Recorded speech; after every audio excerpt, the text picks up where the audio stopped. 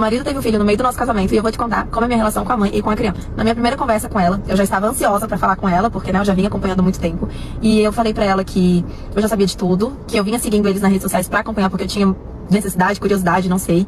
E foi uma conversa muito boa, muito franca. Eu agradeci ela, porque ela poderia muito ter interferido no meu casamento. Afinal, meu marido pediu pra ela não falar nada, porque era importante pra ele resolver a situação comigo e que ela desse o tempo necessário pra ele. Mas pra que qualquer coisa que ela precisasse pra ela falar com o irmão dele, porque ele não queria que, como eu tinha acesso ao celular dele, ele não queria que eu visse a mensagem.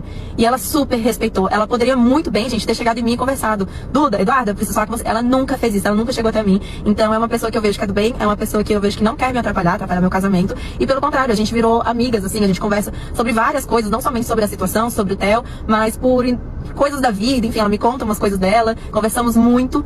E, enfim, tenho a dizer que graças a Deus, assim, as coisas aconteceram do jeito que eu não queria, óbvio. Mas é uma pessoa que eu sinto que é do bem. Então, eu me sinto aliviada nessa questão. Lembrando também que eu não posso culpar ela, uma vez que não estávamos juntos. Uma vez que eu sei que ela seguiu ele no Instagram e não tinha nenhuma foto minha. Nós realmente não estávamos juntos. Então, assim, ela não tem culpa de nada. Ela deu o azar de encontrar com aquele cara e o cara ser casado e ter voltado pra mulher. Basicamente isso. Agora, a minha relação com a criança, como eu falei, eu sempre tive a necessidade de ver ele. Eu não sei explicar o porquê. Eu engravidei da Sofia, se não fosse menina, seria Theo. E é engraçado, sabe, as coincidências e tal. Eu queria que fosse menino, e aí foi a menina, porque também sou super realizada de ser menino, foi um presente, assim. Mas aí, de repente, chega um Theo, um menino que eu sempre quis, e eu consigo olhar pra ele com amor. Eu faço questão de fazer ligação de vídeo com ele, eu sempre pergunto pra ela como ele tá, se ele tá doente, se ele melhorou, como tá na escolinha, se ele se adaptou, ele muda de escola, eu fico bem preocupada se ele tá gostando, se não tá.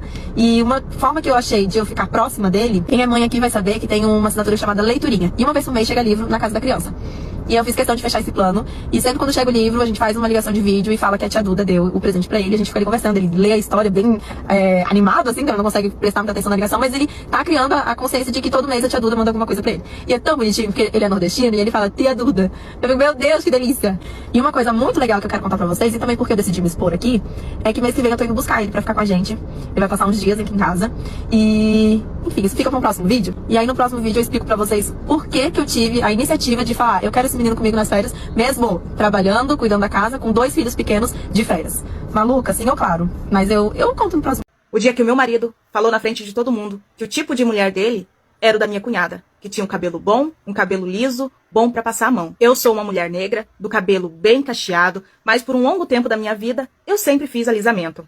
Quando eu conheci o meu marido, ele estava há pouco tempo separado, ele tinha uma filha desse casamento. Filha essa que no começo me deu muito trabalho. Ela é autista e foi bem difícil lidar com ela no começo. Eu sempre fui uma mulher muito vaidosa, sempre gostei muito de me cuidar. A gente já estava 5 meses namorando, até que eu descobri a minha gravidez. E daí a gente decidiu ir morar junto.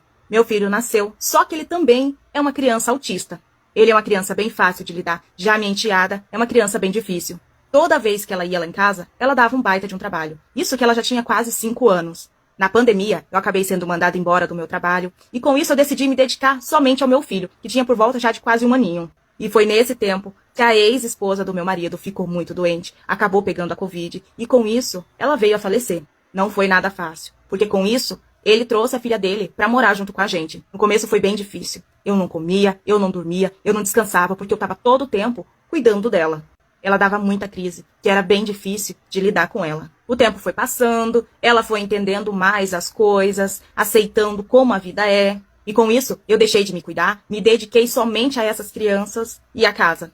Eu não conseguia tirar um dia livre para me poder ir no salão, comprar uma roupa, fazer qualquer coisa que fosse para mim. Porque ela surtava, ela achava que eu tinha abandonado ela também. E sem chance, né? Levar a criança no salão. Com isso, eu fui obrigada a fazer minha transição capilar. Como eu não tinha tempo de cuidar no salão, eu cuidava mesmo em casa. No meio dessa correria, eu acabei descobrindo a minha paixão, que é a cozinha. E com isso, toda vez que a família dele ia organizar alguma coisa, eu sempre passava o dia todo na cozinha. Bom, o aniversário do meu sogro foi em outubro. E a minha sogra organizou um belo de um jantar.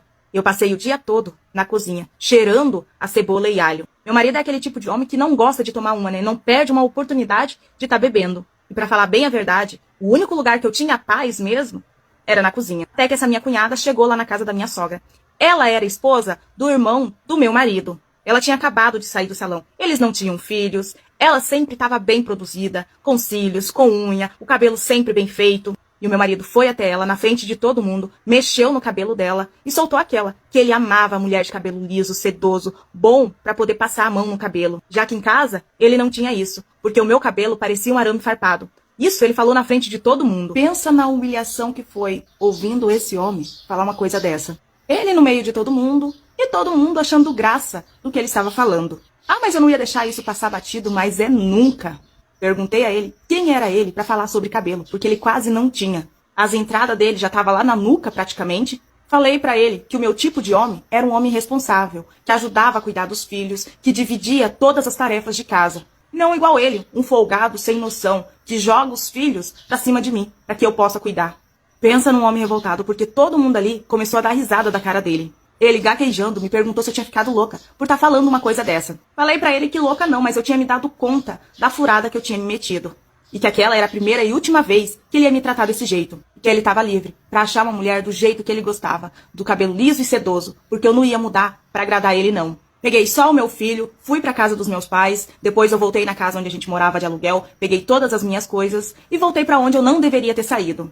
E quem disse que esse homem saiu do meu pé tão cedo? Ele começou a usar a filha dele, dizendo que ela estava sofrendo muito, que eu tinha que voltar para casa. Eu sempre deixei bem claro para ele que eu não ia voltar com ele nunca mais. E quem tinha que lidar com essa situação era ele. E quantas vezes esse homem apareceu na porta da minha casa, implorando para que eu voltasse com ele. Me deu vários presentes. É claro que eu aceitei, porque uma coisa não tem nada a ver com a outra. Para compensar todo o estresse, toda a raiva que esse homem me fez passar. Assim que a gente se separou, ele voltou a morar com a mãe dele. Embora eu tenha me separado dele, mas eu não me separei da filha dele. Eu ainda tenho um carinho muito grande por ela, trato ela como se ela fosse a minha filha. Ela sempre vem ficar comigo, ela sempre me pede pra voltar com o pai dela. Já conversei com ela várias vezes, dizendo que eu não vou voltar mais com o pai dela, mas eu nunca vou deixar de amar ela. Ela vive me falando que a avó dela não tem paciência com ela, que vive brigando com ela. E isso é verdade, porque a minha ex-sogra já me ligou várias vezes, me pedindo pra voltar com ele, porque ela não aguenta mais cuidar da neta. E que eu não deveria ter abandonado a criança por uma coisinha tão boba como aquela. Eu acho que quando não é com a gente, é fácil falar que é coisa boba. Eu segui com a minha vida, voltei a trabalhar, faço o que eu amo, sou uma confeiteira, eu me sinto realizada hoje em dia. Ah, e o meu cabelo?